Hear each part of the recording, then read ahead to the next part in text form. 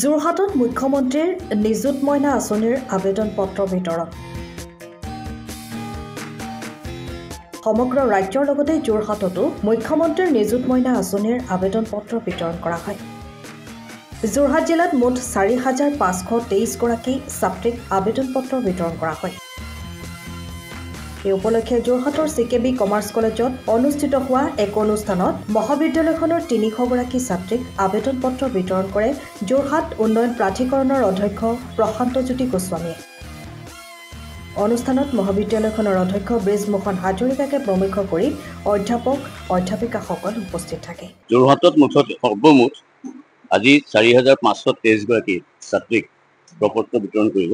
তাৰে higher secondary first ইয়েৰৰ সৈতে ২৮০৫ গৰাকী, আণ্ডাৰ গ্ৰেজুৱেট ১৪৮৩ গৰাকী আৰু পোষ্ট গ্ৰেজুৱেটৰ ২৩৫ গৰাকী সকলক কৰা হ'ব।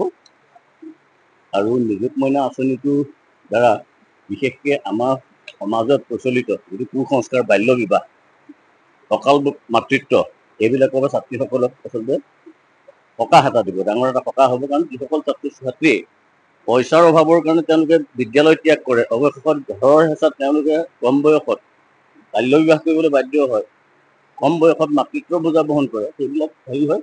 আৰু আমি জানো যে এটা অপ্ৰিয় সত্য, আমি নগৰত, যোৰহাট নগৰতো আমি দেখিছোঁ কিছুমান আমাৰ যোৰহাটৰ চৰকাৰী স্কুল যদি দেখা যায়, তাত খুব দুখীয়া ঘৰৰ ছোৱালীয়ে ক্লাছ 8লৈকে পঢ়ে, 9ত ড্ৰপ আউট কৰি গুচি যায়, কাৰণ পইচাৰ অভাৱত।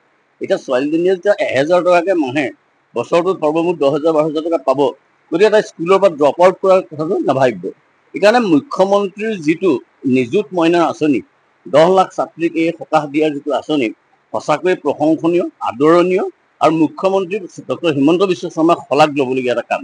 আপুনি ঘৰখনত জাপানী চৌকাত, দৰ্জা, খিৰিকী, গ্ৰিল, গেট আদি লগাব বিচাৰে নেকি? যিবোৰ দীৰ্ঘদিন অটুট থাকিব, তেন্তে পলম নকৰিব, আমাৰ বিপণীলৈ আহক। যোৰহাটৰ একমাত্ৰ আমাৰ বিপণীত এনে উন্নত সামগ্ৰী উপলব্ধ।